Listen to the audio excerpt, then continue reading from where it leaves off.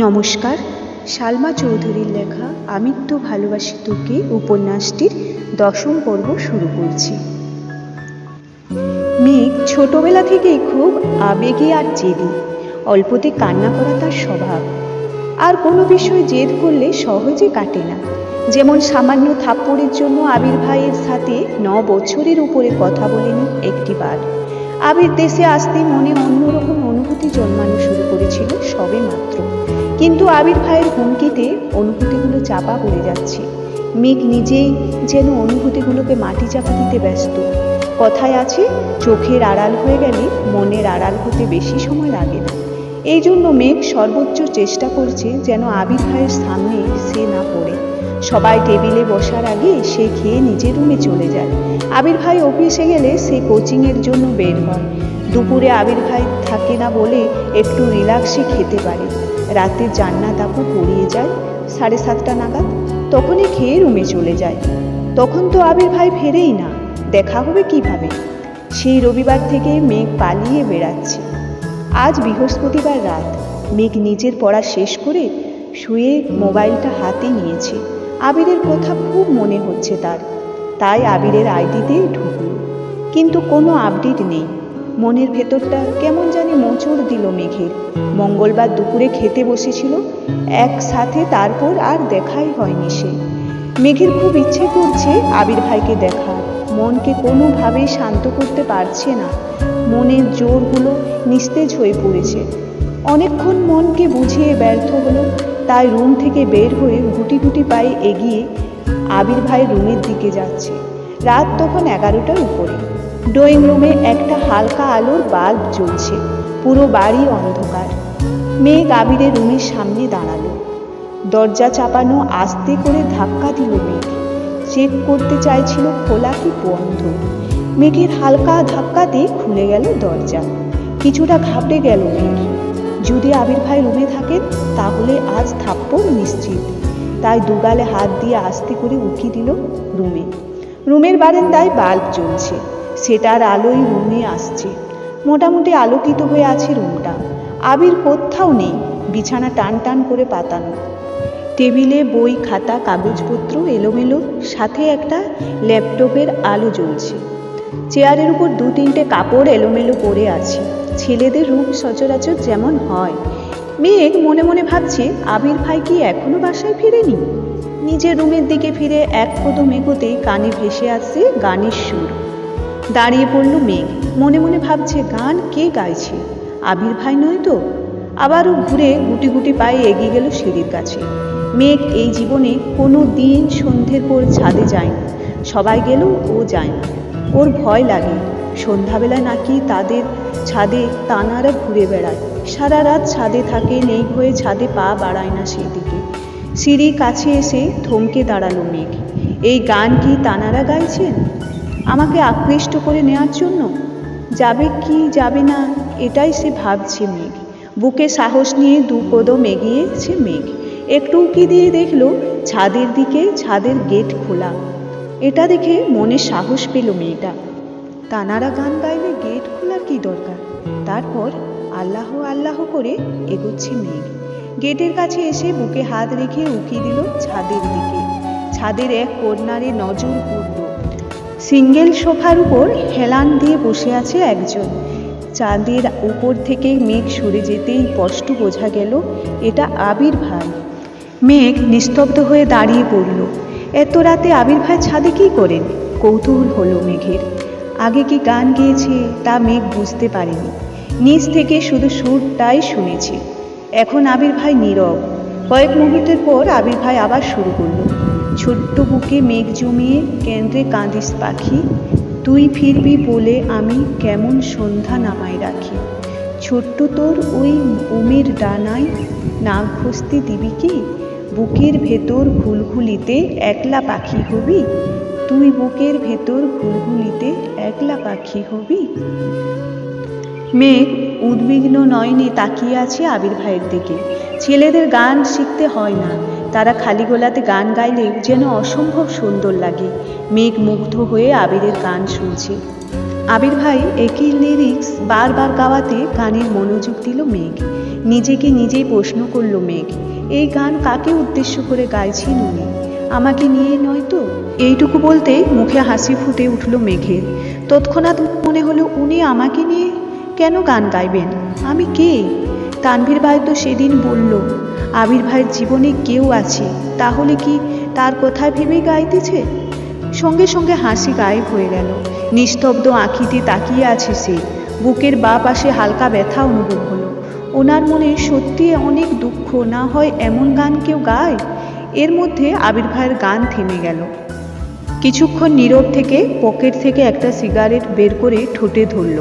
আগুন দিয়ে জ্বালালো সেই সিগারেট। এদিকে মেঘের মাথায় আকাশ ভেঙে পড়েছে। নিজের চোখকে বিশ্বাস করতে কষ্ট হচ্ছে। আবির ভাই সিগারেট খান? দাঁড়িয়ে থাকার শক্তিটুকু পাচ্ছে না মেয়েটা।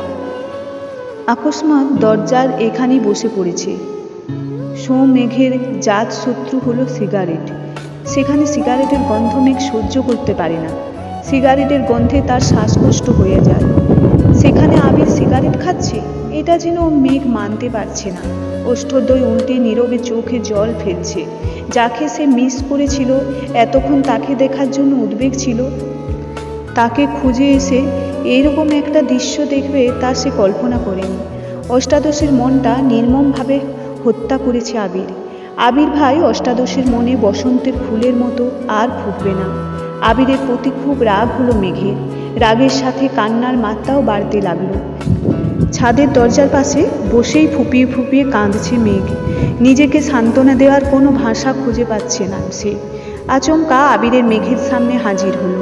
মেঘ তখনও কান্নায় ব্যস্ত। আবির গম্ভীর কণ্ঠে শুধালো, এখানে কি করছিস? আবির ভাইয়ের কণ্ঠ শুনে মেঘ ভূত দেখার মতো চমকে উঠল।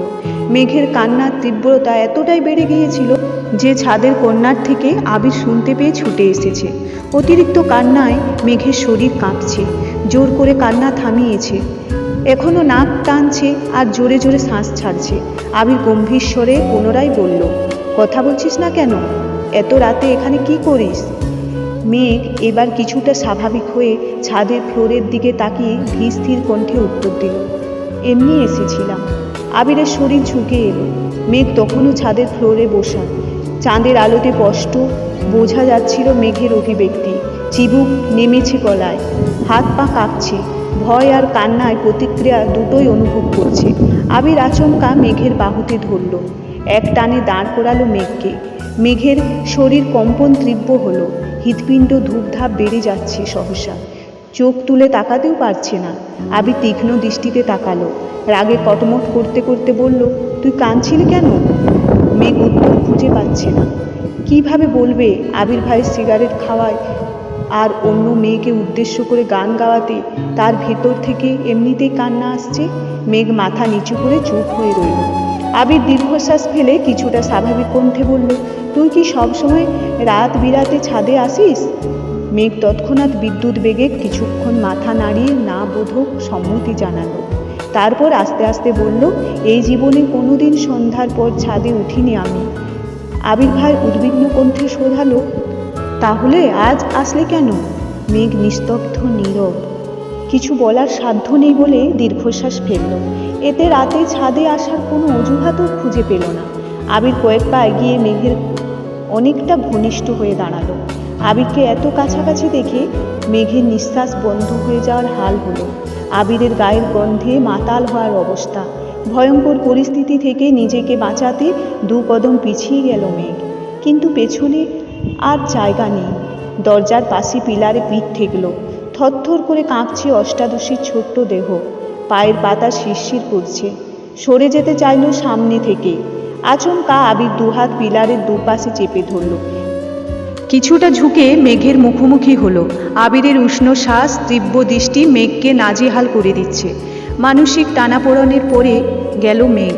বুকের ভিতর কেউ অবিরাম নৃত্য করছে, যার শব্দ বাহির থেকে শোনা যাচ্ছে।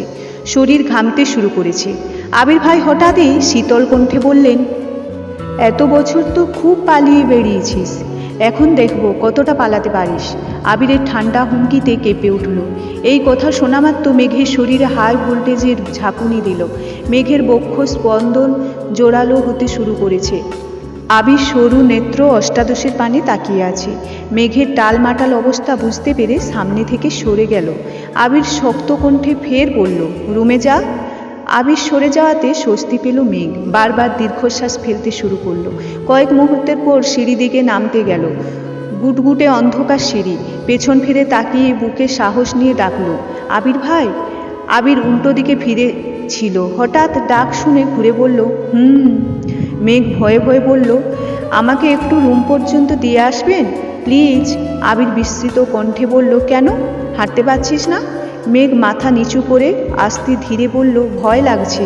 কেন? তানারা যদি আমাকে ধরে ফেলেন। আবির কয়েক সেকেন্ড থেমে সশব্দে হেসে উঠল। আবির মেঘের কথায় হাসতেই ভাবতে মনে মনে খুশি লাগছে মেঘের।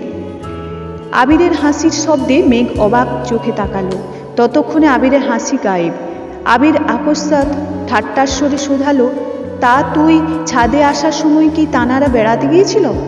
আবির এমন কথায় মেঘ আহম্মকের মতো তাকিয়ে আছে।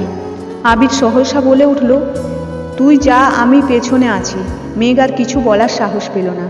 দুটো সিঁড়ি নেমে হঠাৎ কিছু ভেবে থমকে দাঁড়ালো। আবির নিরুদ্বেগ কণ্ঠে শোধালো, আবার কি হলো? মেঘ দুবার জোরে জোরে শ্বাস ছাড়ল। মনে তীব্র সাহস নিয়ে পেছনে ফিরে তাকালো। আবির ছাদের দরজার পাশে দাঁড়ালো।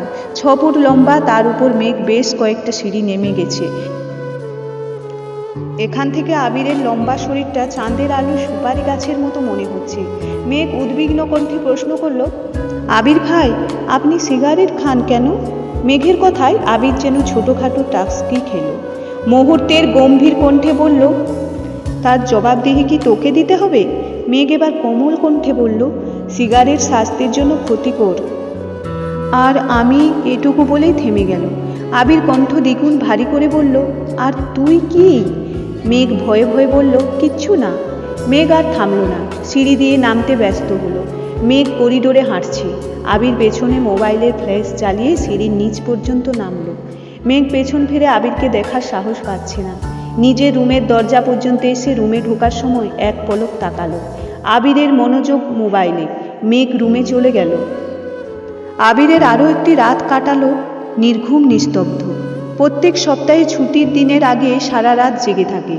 এটা তার বহু বছরের অভ্যেস। বিদেশে থাকাকালীনও তাই করত। দেশে এসে প্রতি বৃহস্পতিবার রাত নিজের মতো একাকী কাটায়। নিজেকে নিয়ে ভাবে। নিজের স্বপ্ন, ইচ্ছে, ভালোবাসা, প্রিয়জন সব কিছু নিয়েই ভাবে।